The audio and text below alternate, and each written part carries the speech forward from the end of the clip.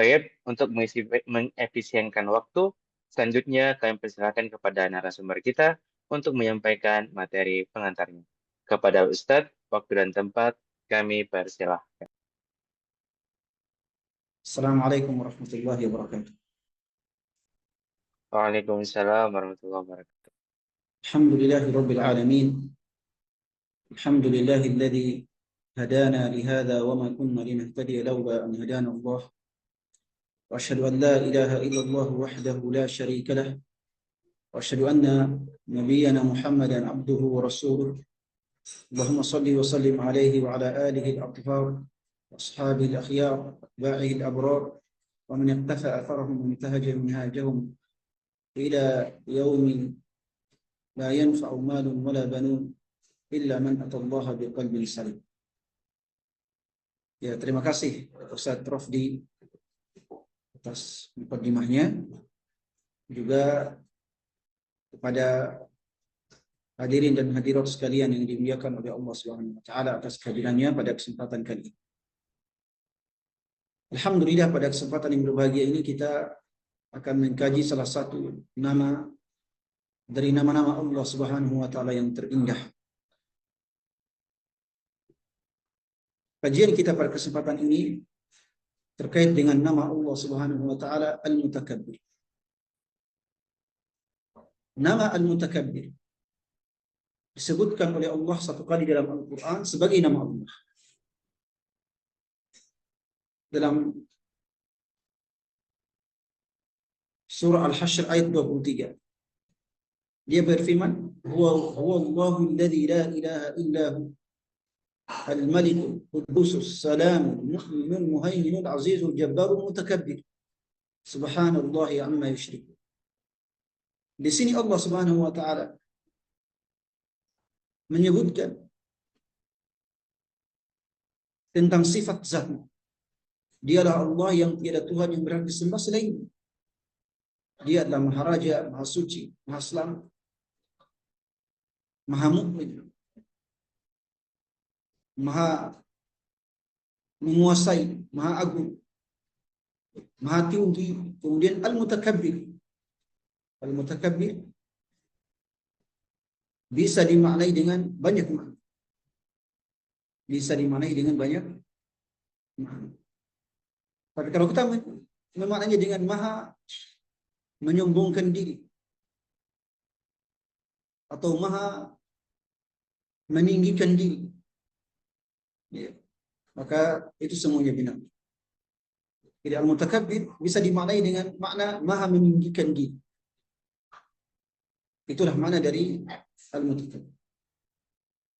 Al-Mutakabbir berasal dari kata takabbara yatakabbar, yang memiliki asal kata dari kata al-kibir, atau dari kata kabura yakbar, besar. Di antara perubahan kosakatanya adalah menjadi al-kibir. Al-kibir bermakna al-azamah. Al-kibir yang kita anggap atau yang kita maknai sebagai sombong, artinya meninggikan diri atau ketinggian diri. Adapun makna at-takabbur adalah at-ta'azzum. Artinya apa? Artinya adalah meninggikan diri sendiri. Meninggikan diri sendiri. Itu makna dari at-takabbur. Meninggikan diri sendiri dari apa? Ini para ulama rahimahumullah ta'ala menyebutkan beberapa. Di antaranya, makna al-mutakabbir atau takabbur adalah meninggikan diri dari seluruh keburukan. Di antaranya juga adalah meninggikan diri dari seluruh sifat makhluk. Artinya, makna takabbar wa yatakabbar di sini adalah meninggikan diri, menjadikan diri lebih mulia, menjadikan diri lebih agung dan lebih tinggi. Ini makna dari takabbar. Dan ini kemudian menjadi salah satu sifat dari sifat-sifat Allah Subhanahu wa taala. Sebagaimana dalam Sahih Muslim, Rasulullah SAW bersabda dalam hadis qudsi, "Al-kibriya uridai wal 'azamatu izar." Kibria atau ketinggian, kesombongan itu merupakan pakaian yang melekat pada kepada Allah. Demikian pula keagungan. Faman naza'ani fi wahidin minhuma qasamtuhu thumma qadhaftuhu fi. Siapa kata Allah yang menyaingiku dalam berlaku sombong dan berlaku meninggikan diri di hadapan makhluk lain, maka saya akan membinasakannya lalu melemparkannya ke dalam bumi. Jadi sifat takabur ini merupakan kekhususan dan keistimewaan Allah Subhanahu wa taala. Kenapa? Karena sikap takabur ini adalah meninggikan diri, memuliakan diri di atas semua orang, semua makhluk. Dan ini hanya pantas bagi Allah. Dan dalam Al-Quran, Allah Subhanahu wa taala banyak menunjukkan sikap takabur. Misalnya firman-Nya, "Anallahu la ilaha illa ana fa'bud." Dia mengatakan, saya adalah Tuhan yang tiada Tuhan yang berhak disembah selain saya. Ini bentuk takabur dari Allah Subhanahu wa taala. Ini bentuk takabur dari Allah Subhanahu menyatakan bahwa tiada Tuhan yang berhak disembah selain saya. Itu bentuk ketinggian dan kemuliaan yang dia angkat untuk zat-Nya di hadapan makhluk. Demikian pula dalam ayat kursi. Ayat kursi itu semuanya merupakan bentuk takabur atau kibriya dari Allah Subhanahu wa taala. Allahul ladzi la ilaha illa hu al-hayyul qayyum. Semua sampai terakhir dan ayat kursi itu merupakan bentuk takabur dari Allah. Termasuk misalnya Allah mengatakan bahwa dia satu-satunya pemberi rezeki, satu-satunya yang menciptakan, satu-satunya yang memberikan, memelihara bumi dan langit, seluruh makhluk. Itu merupakan bentuk takabur dan kibriya dari Allah Subhanahu wa taala. Dia memuliakan diri dan meninggikan diri di hadapan seluruh makhluk. Apakah pantas? Bagi Allah itu sangat pantas. Pertama karena dia adalah maha sempurna. Dia adalah maha sempurna. Tidak ada yang seperti ini. Semua yang ada ini adalah ciptaan miliknya. Inna lillahi wa inna ilaihi raji'un. Sesungguhnya kita ini semuanya milik Allah. Oleh sebab itu Allah pantas, sangat pantas untuk bersikap takabur atau kibriya, meninggikan diri, memuliakan diri di atas seluruh makhluk. Hanya saja sikap kibriya ini atau sebelum itu kibriya ini kemudian atau takaburnya Allah, kibriyanya Allah dimaknai oleh ulama dengan 5 pandangan. Pandangan pertama, bahwa makna takaburnya Allah adalah dia memuliakan diri dari seluruh kibur. Artinya Allah memuliakan dirinya dengan mengangkat dirinya dari seluruh kibur. Bahwa dia tidak akan mungkin berbuat buruk dan tidak akan mungkin ditimpa kibur. Yang kedua, bahwa dia memuliakan diri dari kezaliman hamba-hamba. Dia meninggikan diri sehingga tidak ditimpa oleh kezaliman hamba-hamba. Yang ketiga, dia adalah pemilik kebesaran. Jadi takaburnya Allah adalah dia menegaskan bahwa hanya dialah satu-satunya pemilik kebesaran dan keagungan. Yang keempat, dari makna takabur ini, takaburnya Allah adalah dia meninggikan diri dan menjauhkan diri dari sifat-sifat makhluk.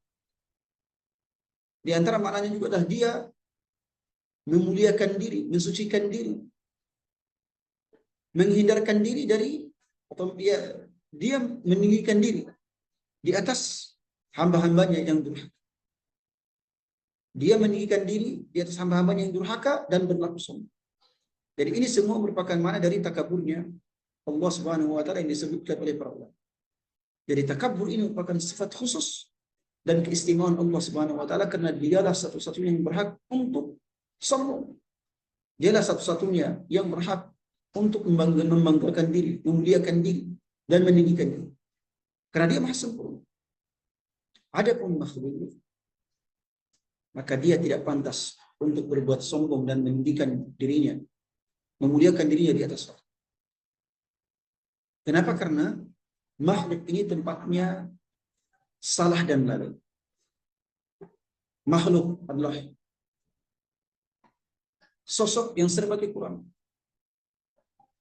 Jadi kalau dia berbuat sombong, apa yang disombongkan dari diri? Tidak ada. Apa yang dia bisa sombongkan?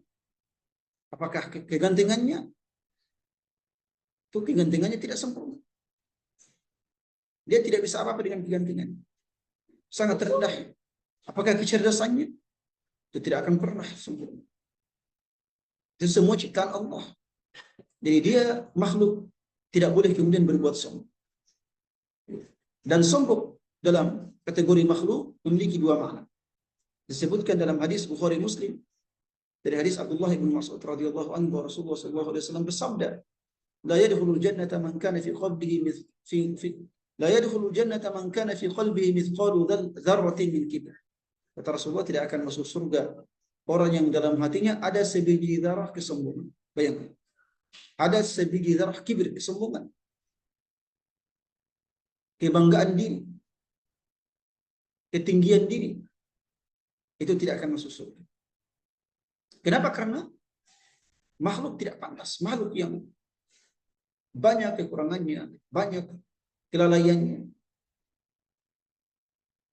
Yang dia sendiri tidak tahu mau masuk surga atau tidak, dicintai Allah atau tidak, soleh atau tidak. Itu tidak pantas untuk membanggakan diri sendiri. Tidak pantas untuk berlaku sombong. Makanya sedikit saja dia memiliki kesombongan, maka dia telah menyaingi sifat Allah. Kata Allah, siapa yang menyaingi sifat kesombonganku ini, maka saya akan melemparkannya ke dalam. Jadi tidak boleh seorang pun untuk menyaingi sifat Allah dalam hal kesombongan dan ketinggian dan kemuliaan diri. Maka sebiji darah kesombongan yang ada dalam hati seorang hamba itu langsung dianggap sebagai sikap menyaingi Allah SWT. Kemudian di akhir hadis ini Rasulullah mengatakan, al-kibru batrul haqqi wa ghamdun nas. Sombong itu cirinya ada dua. Yang pertama menolak kebenaran, yang kedua meremehkan orang lain. Yang pertama menolak kebenaran, yang kedua meremehkan orang lain. Tapi meremehkan atau menolak kebenaran ini kembali pada sikap meremehkan orang. Kadang-kadang kebenaran itu datang dari orang yang lebih rendah dari kita, tapi kita tidak terima. Itu dianggap sebagai sebuah kesombongan. Dan itu kembali pada sifat kita meremehkan pemberi nasihat. Oleh sebab itu jemaah sekalian yang dimuliakan oleh Allah,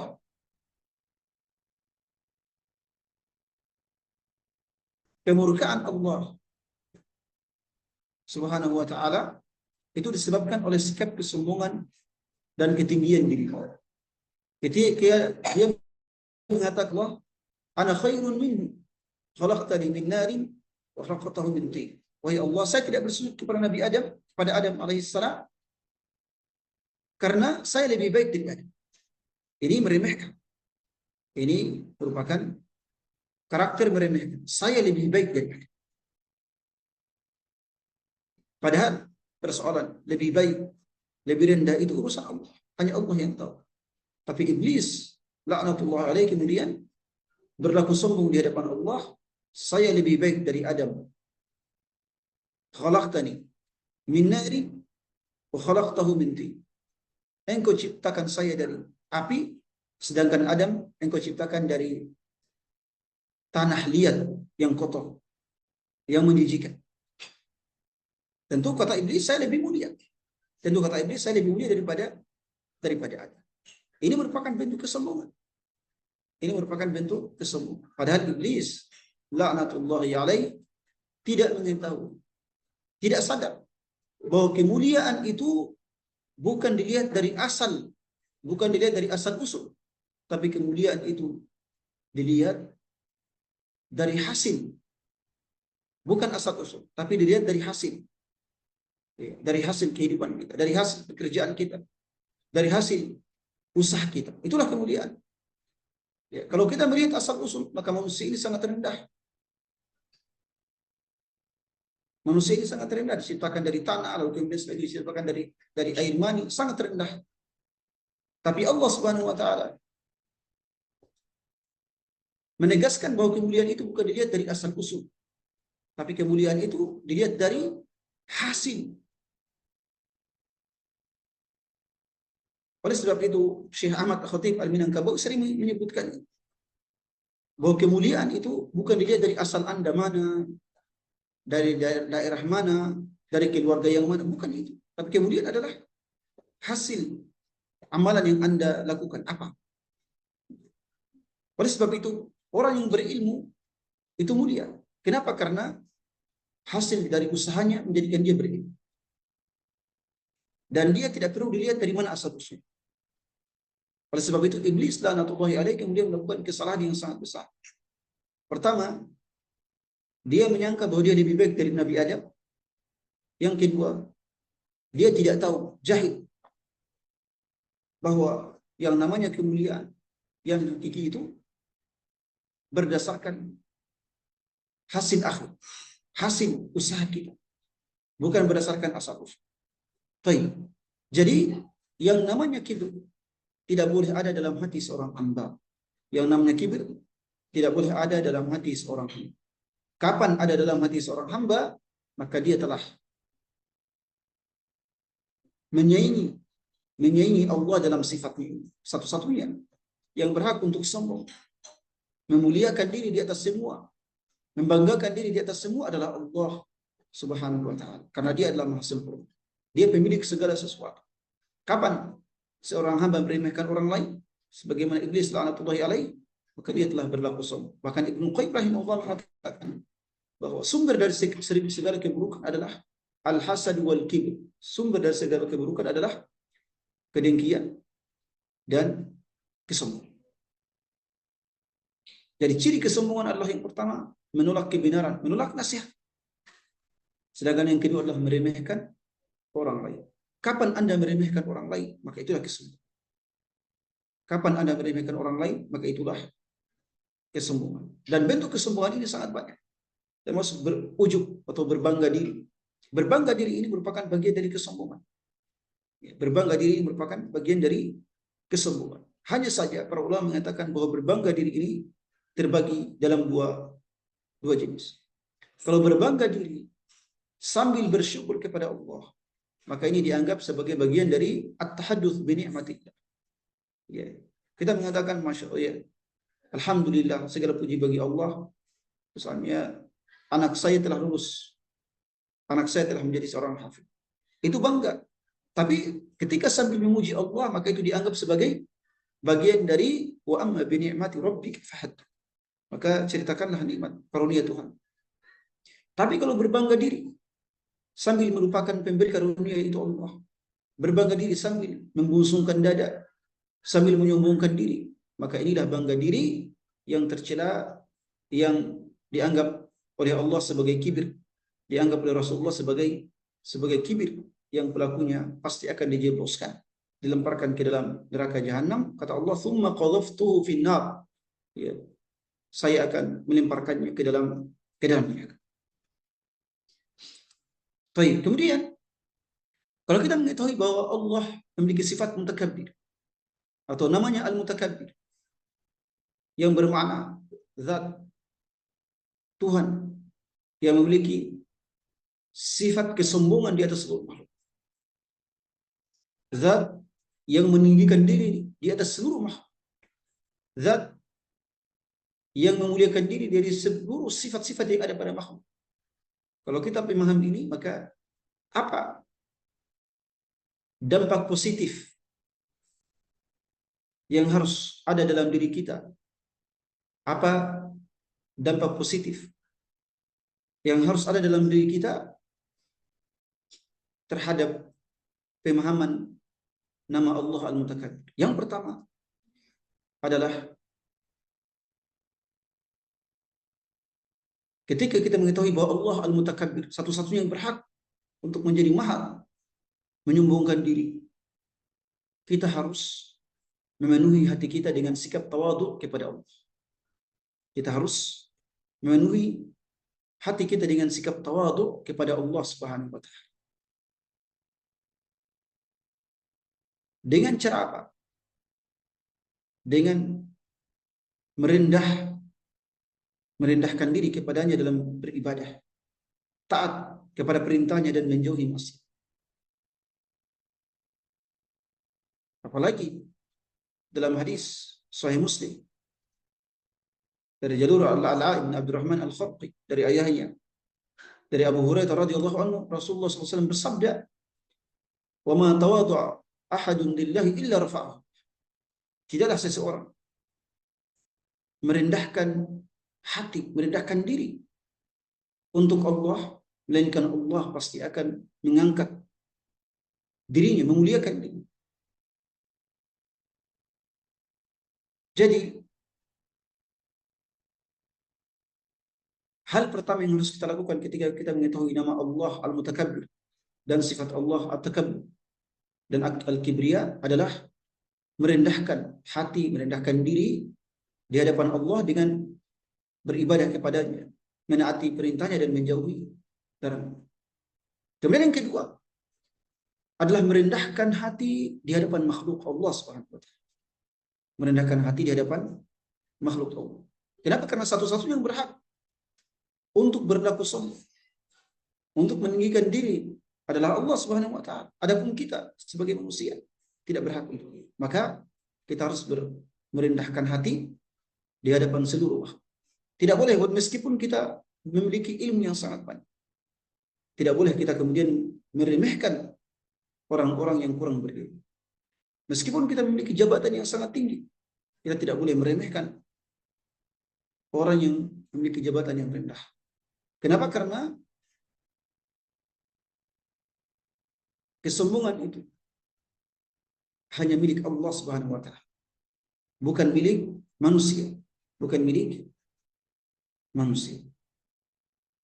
Kapan kita berlaku sombong, maka artinya kita telah menyaingi sifat kesombongan Allah dan kita pasti akan dijerumuskan ke dalam neraka. Kata Rasulullah tadi, sebiji zarah kesombongan ada dalam hati, balasannya adalah apalagi dalam hadis Rasulullah dalam Sahih Muslim, beliau juga bersabda, "Inna Allah uha ilai an tawadu hatta la yafkhar ahadun ala ahad wa la yabghi ahadun ala ahad." Rasulullah bersabda, sesungguhnya Allah mewahyukan kepada agar kalian saling merendahkan hati, agar tidak ada orang yang merasa lebih tinggi dibandingkan yang lain, dan agar tidak ada seorang pun yang menzalimi orang lain. Yang ketiga adalah merasakan rasa malu. Merasukan rasa malu dalam hati. Merasukan rasa malu dalam hati. Rasa malu kepada siapa? Rasa malu kepada Allah Subhanahu wa taala. Kenapa? Karena meskipun kita ini memiliki ketinggian jabatan, memiliki ketinggian ilmu, memiliki ketampanan, kecantikan, kekayaan, tapi semua itu tidak ada apa-apanya di hadapan Allah Subhanahu wa taala. Semua itu tidak ada apa-apanya di hadapan Allah. Mau berlaku sombong, Anda harus malu kepada Allah. Anda harus malu kepada Allah. Oleh sebab itu, sifat malu ini harus ada dalam hati kita. Ketika kita memikirkan bahwa Allah Maha menyembuhkan diri, Maha tinggi, Maha meninggikan diri, maka kita harus merasa malu kepada Allah. Bahwa apa yang kita miliki tidak pantas untuk dijadikan sebagai faktor kesombongan. Karena itu tidak ada apa-apanya di hadapan Allah Subhanahu wa taala. Oleh sebab itu, rasa malu ini mesti ada dalam hati kita setelah kita mengetahui bahwa Allah adalah al-mutakabbir. Kemudian yang keempat adalah harus ada rasa takut dalam diri kita. Harus ada rasa takut dalam diri kita kepada Allah. Kapan kita berbuat dosa kepadanya, ingatlah bahwa Allah itu maha menyombongkan diri. Allah kuasa untuk menghancurkan kita, membinasakan diri kita dalam dalam waktu yang sangat singkat. Harus takut kepada Allah. Karena Allah adalah satu-satunya yang menyombongkan diri, satu-satunya yang sempurna, yang meninggikan dirinya sendiri. Maka harus takut kepada Allah untuk tidak berbuat sombong, untuk tidak menzalimi orang lain. Kapan ada rasa takut kepada Allah? Memikirkan bahwa Allah maha sombong dan bisa mencabut nyawa kita kapan saja, maka kita harus merasa takut kepadanya. Kemudian yang keempat adalah harus menanamkan keyakinan kepada Allah Subhanahu wa Ta'ala, menanamkan keyakinan bahwa setiap hamba yang sombong maka dia pasti akan diadab oleh Allah Subhanahu wa Ta'ala. Kalau tidak di dunia, maka di akhirat. Setiap hamba yang sombong, yang menyombongkan diri, maka dia pasti akan diadab oleh Allah baik di dunia ataupun di akhirat. Allah SWT berfirman dalam Al-Quran, فَأَمَّا عَادُ فَاسْتَكْبَرُوا فِي الْأَرْضِ بِغَيْرِ الْحَقِّ وَقَالُوا مَنْ أَشَدُّ مِنَّا قُوَّةً أَوَلَمْ يَرَوْا أَنَّ اللَّهَ الَّذِي خَلَقَهُمْ هُوَ أَشَدُّ مِنْهُمْ قُوَّةً وَكَانُوا بِآيَاتِنَا يَجْحَدُونَ. Sebagaimana kaum Ad yang menyombongkan diri di bumi tanpa hak. Mereka mengatakan, siapa yang lebih kuat dibandingkan dari kami? Ini kesombongan. Siapa yang lebih kuat? Sebagai iblis, dia mengatakan, saya lebih baik dari Adam. Siapa yang lebih kuat daripada kami? Tidak ada menurut mereka. Kemudian Allah mengatakan, bukankah mereka mengetahui bahwa Allah yang menciptakan mereka lebih kuat dibandingkan daripada diri mereka? Jadi yang namanya kesombongan ini adalah petaka bagi para hamba. Oleh sebab itu kita harus menanamkan dalam diri kita. Kita harus menanamkan dalam diri kita bahwa orang yang sombong, orang yang berbangga diri, itu pasti akan diadab oleh Allah Subhanahu wa Ta'ala. Kalau tidak disegerakan di dunia, maka dia pasti akan diadab di akhirat. Juga Allah berfirman kepada tentang wafatnya orang-orang kafir.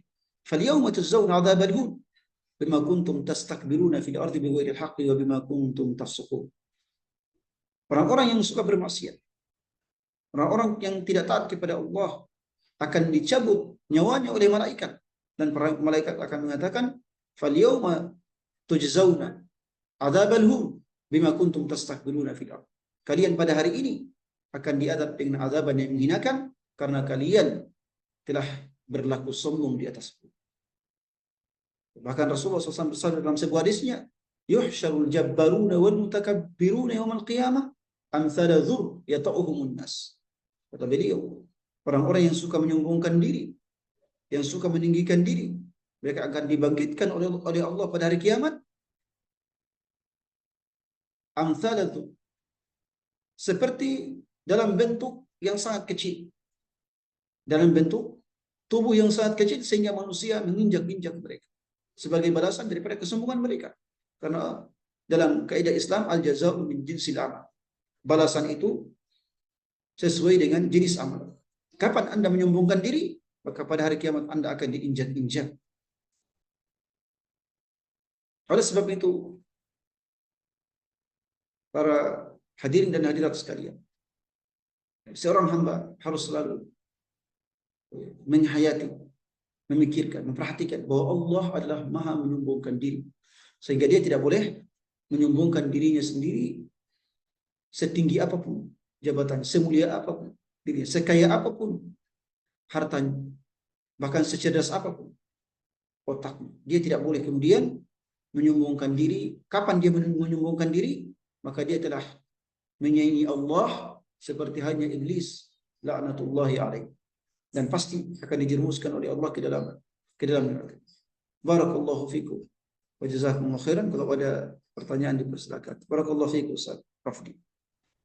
Baik Ustaz, syukron wa jazakumullah khairan atas materi pengantar yang telah dibawakan Ustaz. Selanjutnya kita masuk ke agenda berikutnya, yaitu sesi tanya jawab. Jadi kami persilakan kepada bagi para peserta yang memiliki pertanyaan, agar kiranya bisa diketik di kolom komentar di Zoom, atau bagi yang ingin bertanya langsung kepada Ustadz, bisa raise hand, untuk kemudian kami persilahkan untuk berbicara. Baik, kita mulai dari pertanyaan pertama Ustadz, dari hamba Allah. Afwan Ustadz, apakah ada sifat sombong yang diperbolehkan Ustadz? Misalnya seorang ibu yang membangga-banggakan anaknya yang lanjut di luar negeri, hafiz, atau punya pekerjaan yang bagus. Apakah itu hukumnya boleh? Baik. Pertanyaan membanggakan anak kita yang kuliah di luar negeri, yang menjadi hafiz Al-Quran, yang tamat dari pesantren, ya, yang cum laude, yang dan lain-lain. Apakah boleh? Tadi kita sudah sebutkan. Kalau membanggakan anak kita sambil bersyukur kepada Allah dengan lisan dan hati.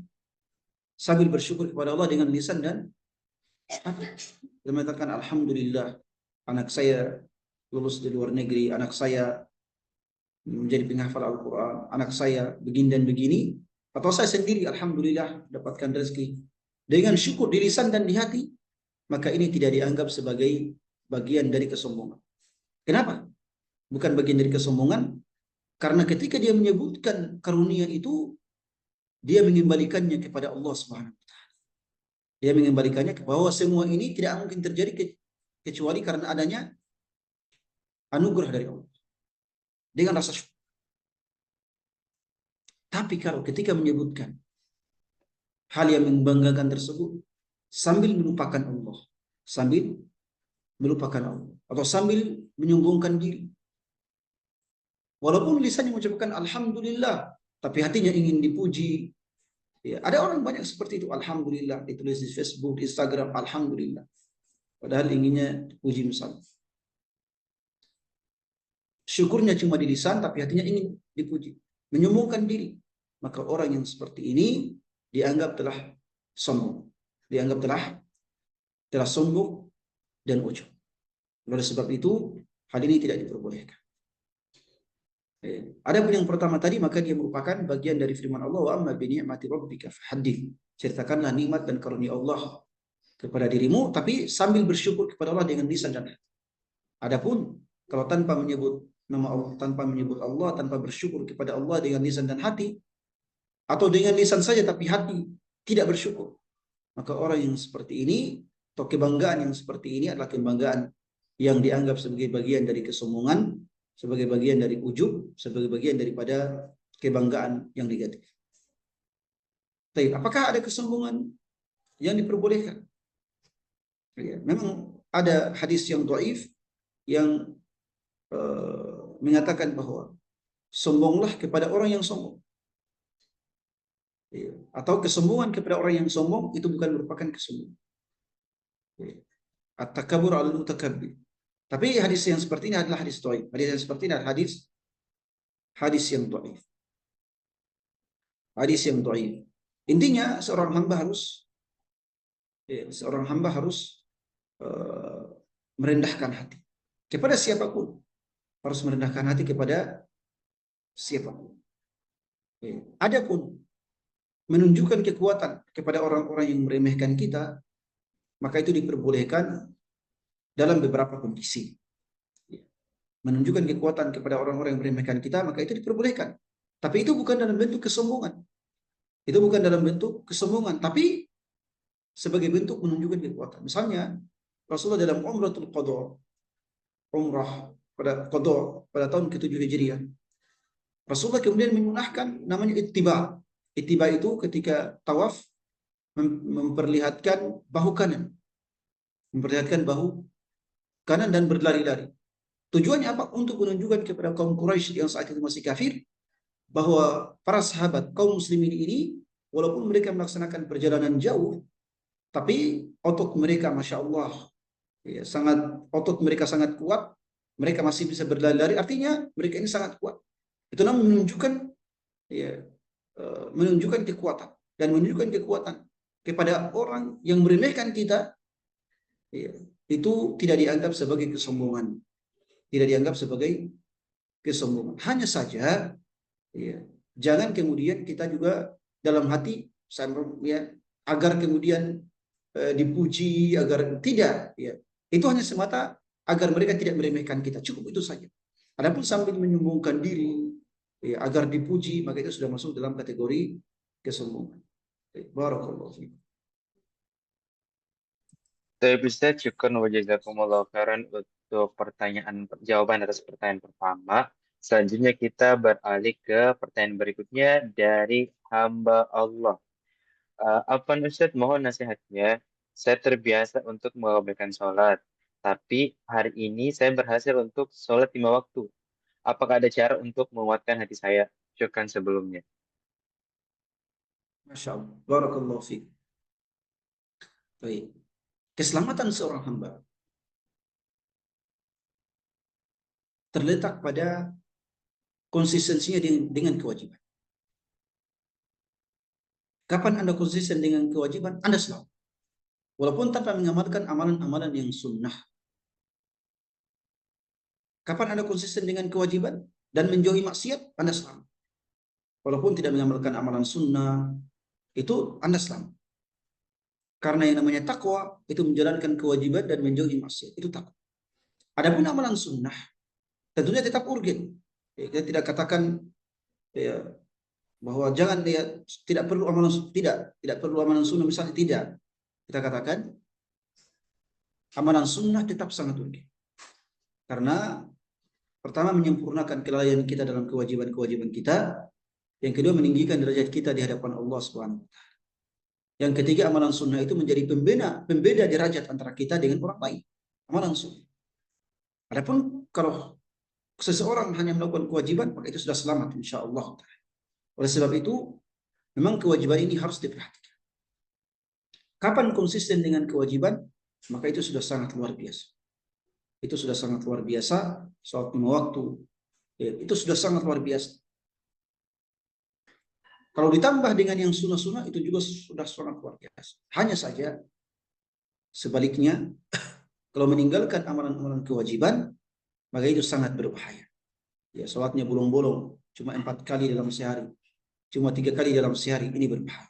Ini berbahaya dan Anda belum dianggap sebagai orang yang bertakwa. Ya. Anda belum dianggap sebagai orang bertakwa dan ini sangat berbahaya. Ya. Oleh sebab itu harus tetap konsisten dengan ini, karena ini merupakan rukun Islam. Ini merupakan rukun Islam. Kalau seandainya sholat saja kita tidak konsisten, maka mustahil kita bisa selamat. Karena sholat ini adalah, kata Rasulullah, khairu mawdu'in, sebaik-baik amalan itu adalah sholat. Tidak ada amalan yang paling tinggi selain sholat. Oleh sebab itu, ya, seorang muslim wajib memperhatikan sholat. Apalagi kalau sudah menjaga sholat 5 waktu, insya Allah selamat. Insya Allah selamat dunia dan akhirat. Ya. Tapi kalau melalaikan, ini kata Allah Subhanahu wa taala, dia akan dibangkitkan pada hari kiamat dengan Firaun, dengan Haman, ya, dan dengan para pemuka tokoh-tokoh kekafiran. Oleh sebab itu, marilah tetap menjaga sholat, ya, semampunya tentunya, ya. Karena Rasulullah SAW mengatakan, "Wa ma amartukum bi faf'alu minhu mastata'tum." Apa yang saya perintahkan maka lakukan. Ya, semampunya. Tapi semampunya di sini artinya jangan saya sakit tidak mau sholat, tidak. Walaupun sakit harus tetap sholat semampunya. Ya. Kalau tidak mampu berdiri, duduk. Kalau tidak mampu duduk, ya sholat berbaring. Ya. Kalau tidak mampu sholat berbaring, dengan isyarat mata. Kalau tidak lagi mampu dengan isyarat mata, terpaksa harus disolatkan. Ya. Baik. Barakallahu fiikum wa jazakumullahu khairan. Saya bisa syukur wa jazakumullah khairan atas jawaban yang kedua. Selanjutnya kita beralih ke pertanyaan ketiga. Pertanyaannya adalah, apa Ustaz, kadang ketika saya memulai untuk beribadah, misalkan puasa sunnah, atau sholat tahajud, atau sholat di masjid, kadang terbetik di hati saya merendahkan orang-orang yang tidak melakukan amalan ibadah tersebut. Apakah hal itu dicatat oleh malaikat. Baik, hal yang seperti ini kadang ada dalam diri kita. Hal yang seperti ini kadang ada dalam diri kita. Oleh sebab itu, kalau sudah ada bisikan dari syaitan terkait ini, maka secepatnya dihilangkan. Maka secepatnya dihilangkan. Kalau sudah dihilangkan, maka insya Allah kita tidak mendapatkan dosa apa. Hanyalah lintasan dalam pikiran kita. Hanyalah sebuah lintasan dalam pikiran kita. Ya, misalnya sholat, tiba-tiba terlintas, saya ini lebih utama dari sefulan. Ya, saya ini lebih banyak beribadah dari sefulan. Kapan ada lintasan pikiran seperti itu, segera hilangkan. Kalau hilang, maka Anda tidak mendapatkan dosa. Itu hanyalah dianggap sebagai lintasan pikiran. Tapi kalau sampai tertanam dalam hati, tertanam dalam pikiran, terus terbawa dalam pikiran kita, saya lebih utama dari sefulan. Anda tidak berusaha untuk menipisnya atau menghilangkannya, maka itu akan tercatat oleh malaikat bahwa Anda telah menyombongkan diri, ya, bahwa Anda telah menyombongkan diri atau meremehkan orang lain, walaupun itu dalam hati. Makanya Abu Ubaidah ibnu Jarrah dikisahkan bahwa ketika beliau menjadi imam, saat menjadi imam terlintas dalam pikirannya bahwa dia itu lebih baik daripada para makmum yang bermakmum di belakang. Bayangkan, setelah sholat dia mengatakan, mulai hari ini saya tidak akan mengimami kalian. Karena hal itu menjadi faktor dia merasa lebih mulia dibandingkan dari orang lain. Oleh sebab itu, kalau lintasan pikiran ini ditepis cepat, karena itu kadang ada, maka itu bukan sebuah kesombongan. Itu hanyalah lintasan dan waswas dari syaitan. Adapun kalau tertanam dalam hati pikiran dan dijadikan sebagai bahkan dijadikan sebagai sebuah keyakinan, maka itulah yang menjadi sebuah kesombongan yang akan dicatat sebagai dosa oleh para malaikat.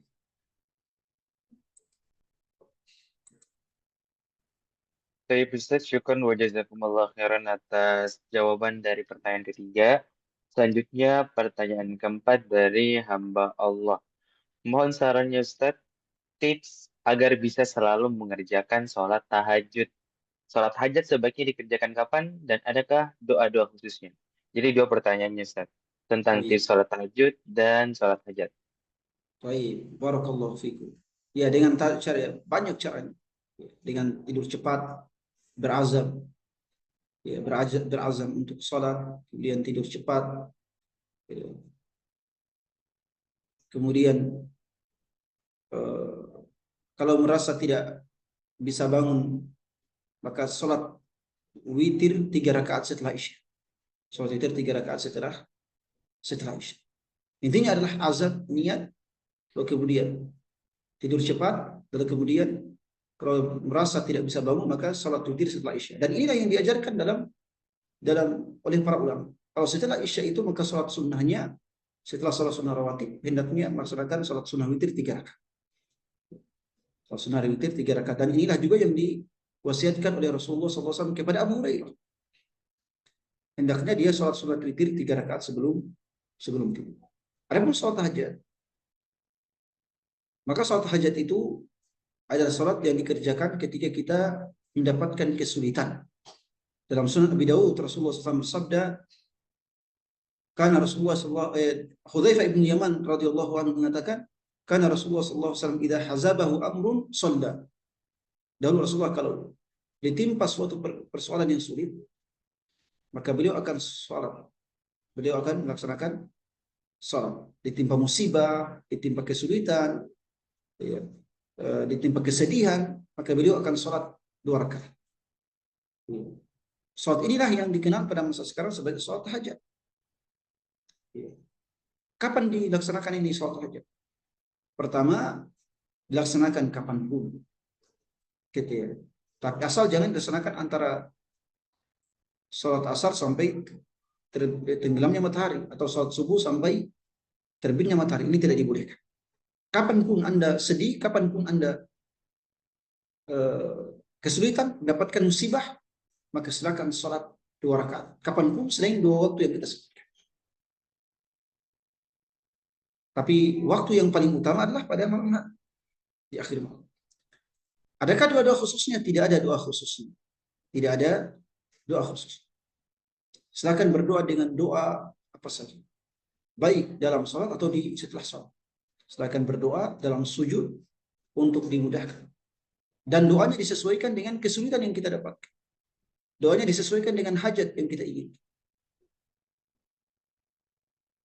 Barakallahu fiik. Baik Ustaz, syukur atas jawaban dari pertanyaan keempat. Mungkin kita lompat ke pertanyaan dari Mustamin Mustamin, karena beliau ada pertanyaan yang relate sama pertanyaan sebelumnya, yaitu sarannya Ustaz, bagaimana kalau ketika bangun malam selalu, tapi ketika mau sholat lail, tiba-tiba mata tertutup berat berat mata ini sehingga menunda sampai tertidur lagi. Nah, itu hal biasa, itu merupakan hal biasa. Ya, itu merupakan hal biasa yang berat. Oleh sebab itu, hendaknya berwudu, hendaknya berwudu. Kalau sudah berwudu, insya Allah akan semangat. Ya, kalau sudah berwudu akan semangat, ya, dan tidak akan berat. Barakallahu fiik. Saya Rizal, syukur atas jawabannya. Selanjutnya kita beralih ke pertanyaan berikutnya dari Zulfikar Asdi. Pertanyaannya, Alvan Ustadz izin bertanya, apa saja amalan untuk menjauhi berbagai jenis penyakit hati? Amalan untuk menjaga berbagai penyakit. Ya. Pertama, mengikhlaskannya. Berusaha untuk mengikhlaskan. Itu yang pertama.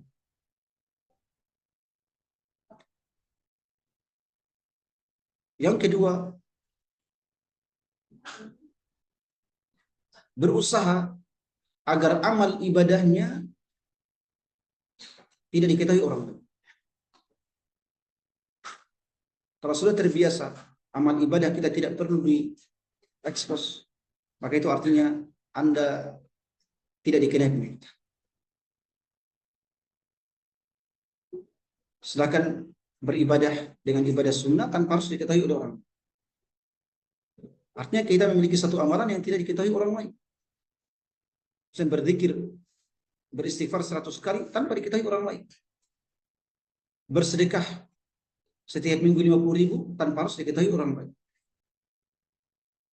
Kalau sudah terbiasa dengan amalan-amalan yang seperti ini, beramal tapi tidak perlu diketahui orang lain, maka Anda akan dijauhkan dari berbagai macam jenis penyakit hati. Jadi ini latihan. Yang pertama adalah berusaha untuk mengikhlaskan hati diri. Yang kedua, memiliki amalan yang tidak diketahui oleh orang lain. Kemudian yang ketiga, banyak membaca Al-Quran dan berzikir. Banyak membaca Al-Quran dan berzikir. Karena semua ayat Al-Quran itu merupakan syifa'un lima fis sudur. Obat dari apa yang ada dalam hati. Baik, barakallahu. Baik Ustaz, syukur wa jazakumullah khairan atas jawaban dari pertanyaan keenam. Selanjutnya kita beralih ke pertanyaan berikutnya Ustaz. Pertanyaannya adalah, apa nasihat Ustadz bagi kita sebagai pendakwah yang memegang bara api di zaman sekarang? Saya lelah Ustadz, terutama dengan keluarga, karena setiap kali kami melaksanakan syariat, mereka selalu mengejek dengan perkataan mabuk agama, sok suci, dan sebagainya. Bisa diulangi? Ustaz Rafli, Ah, insyaallah. Saya bisa, apa nasihat Ustadz bagi kami selaku pendakwah yang memegang bara api di zaman sekarang Ustadz? Saya capek Ustadz, terutama dengan keluarga. Sering kami melaksanakan syariat, misalnya tidak bersentuhan dengan lawan jenis, tapi mereka selalu mengejek dengan perkataan mabuk agama atau sok suci, Ustadz. Baik. Kalau mereka mengatakan seperti itu, maka tidak perlu dipedulikan. Tidak perlu dipedulikan dan tidak perlu sering-sering berkumpul dengan mereka.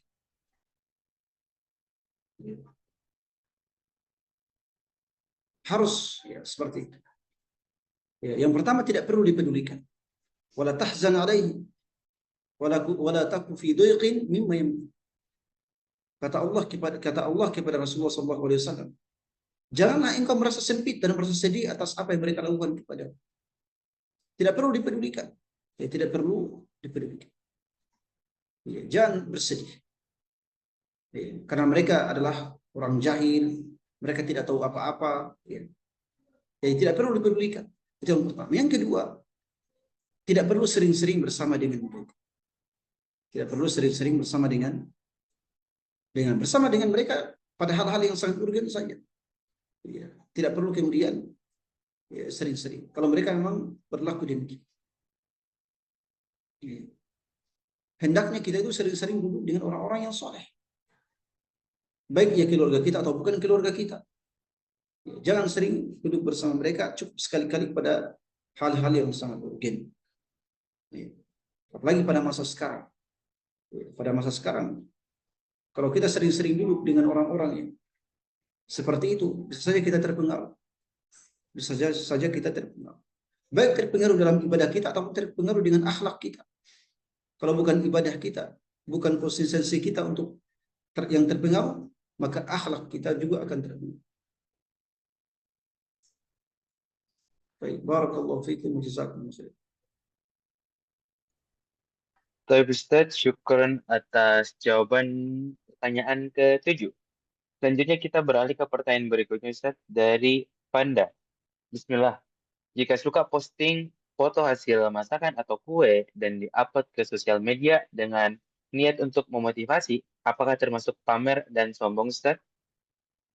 Misalnya captionnya dengan uang 10.000, alhamdulillah sudah bisa masak ABCD. Baik. Secara hukum asal itu bukan kesombongan. Secara hukum asal itu bukan kesombongan. Tadi kita sudah sebutkan, kalau sambil bersyukur kepada Allah dan memberikan info kepada orang lain terkait apa yang kita lakukan, yang penting bukan privasi. Ya, ini juga ya hal yang mesti dilakukan, yang mesti diperhatikan. Ya, bahwa yang diupload di Facebook itu bukan hal yang privasi. Privasi di sini adalah pertama hal yang memalukan, yang kedua hal yang bisa memberikan mudarat pada kita. Hal yang memalukan termasuk aurat, kemudian hal yang memberikan mudarat termasuk nomor rekening. Ya, itu bisa memberikan nomor atau password. Itu privasi yang tidak boleh di. Hal-hal yang seperti ini pada hukum asalnya bukan sebuah kesombongan. Bukan sebuah kesombongan. Ya. Hanya saja kalau jumlahnya banyak, nah ini dikhawatirkan akan terjatuh ke dalam kesombongan. Tiap upload foto dirinya sendiri, Masya Allah. Pergi umroh, ada 50 status di Facebook atau Instagram. Dirinya berfoto di hadapan Ka'bah. Masya Allah. Ini problem. Karena itu sangat berpotensi untuk ada dalam kesombongan. Itu sangat berpotensi untuk terjatuh ke dalam kesombongan. Tiap amalnya diupload, tiap masak diupload. Nah, itu problem. Ya, tapi kalau sekali-sekali memberikan kabar, maka itu hal biasa. Ya, itu hal biasa. Barakallahu. Baik Ustadz, syukran wa jazakumullah khairan atas jawaban dari pertanyaan ke-8. Selanjutnya kita beralih ke pertanyaan berikutnya Ustadz dari Khairun Nisa. Bismillah, apa Ustadz izin tanya, apakah yang harus dilakukan oleh seorang anak perempuan apabila mendapati keluarganya tidak sepemahaman dengan dirinya? Ia ingin mendakwahi mereka, akan tetapi anak perempuan itu lemah, masih belum bisa untuk mendakwahi. Barakallahu fikum. Barakallahu fiik. Semoga dimudahkan. Baik. Semoga dimudahkan insyaallah. Yang pertama, pada awalnya kita juga semuanya sama seperti itu. Saya juga dulu seperti ini. Kita juga seperti ini. Hanya kita sendiri Hanya saja yang perlu kita lakukan adalah pertama memperkuat ilmu dan iman kita. Itu pertama. Memperkuat ilmu dan iman kita. Sering hadir di kajian, di majelis ilmu untuk menambah ilmu baik offline ataupun online. Kemudian memperkuat iman kita dengan banyak beribadah. Yang kedua, selalu melekat dengan orang-orang yang soleh. Selalu melekat dengan orang-orang yang soleh. Kalau seandainya orang tua kita tidak sepemahaman dengan kita, saudara-saudara kita tidak sepemahaman dengan kita, maka milikilah orang tua dan saudara-saudari yang sepemahaman dengan kita. Bisa ustazah kita kalau perempuan, bisa teman-teman kita, teman kuliah, teman sekolah, teman seprofesi. Yang penting mereka adalah orang-orang yang soleh. Jadikan mereka sebagai pengganti saudara-saudari kita. Saudari kita, kalau perempuan. Jadi pertama adalah memperkuat ilmu dan iman. Yang kedua adalah bersahabat dengan orang-orang yang soleh. Karena sahabat yang soleh inilah yang akan menyelamatkan kita, yang akan selalu memotivasi kita, yang akan mengeluarkan kita dari banyak kesulitan. Yang ketiga, yang namanya berdakwah itu adalah keinginan. Tapi kadang-kala kita tidak bisa melakukannya karena kita masih lemah. Memang itu hal biasa. Oleh sebab itu berdakwahlah semua, berdakwahlah semua. Pahamkan keluarga kita bahwa inilah jalan yang benar, inilah ibadah yang benar, inilah karakter yang benar. Ya, tapi tidak boleh kita berlaku keras, sedikit demi sedikit, sedikit demi sedikit. Baik. Barakallahu fiikum. Baik Ustaz, syukran wa jazakumullah khairan atas jawaban dari pertanyaan ke-9. Mungkin kita satu pertanyaan lagi Ustaz sebelum kita tutup. Pertanyaan dari Mustamid. Apa Ustaz izin bertanya, bagaimana cara membentengi diri agar tidak mudah marah apabila anak dan istri melakukan kesalahan yang sudah berkali-kali padahal sudah diingatkan?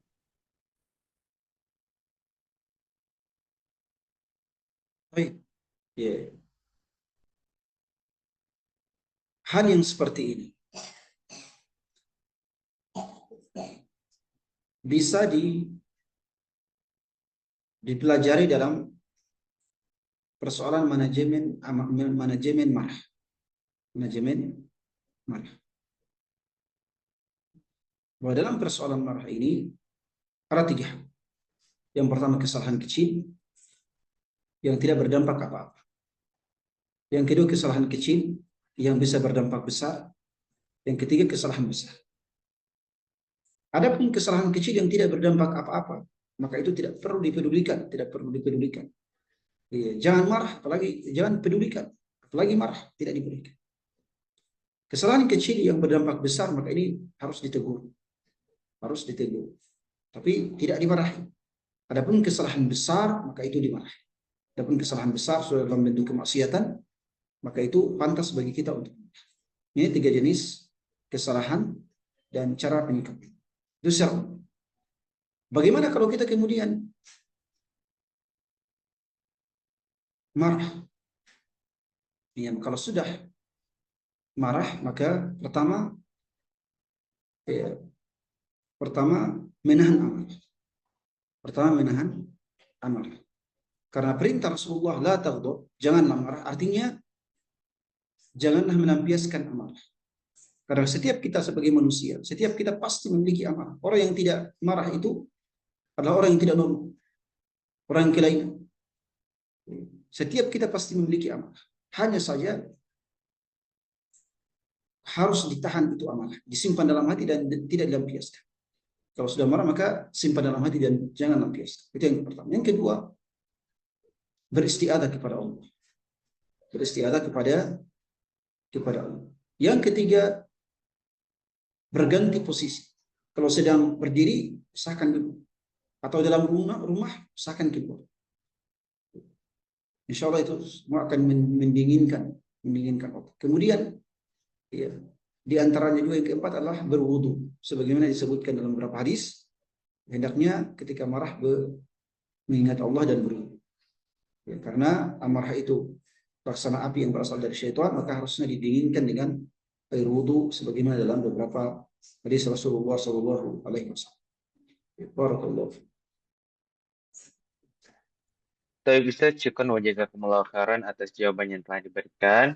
Sekali lagi kami ucapkan syukran wa jazakumullah khairan kepada narasumber kita karena telah menyempatkan waktunya untuk memberikan materi kepada kita pada malam hari ini.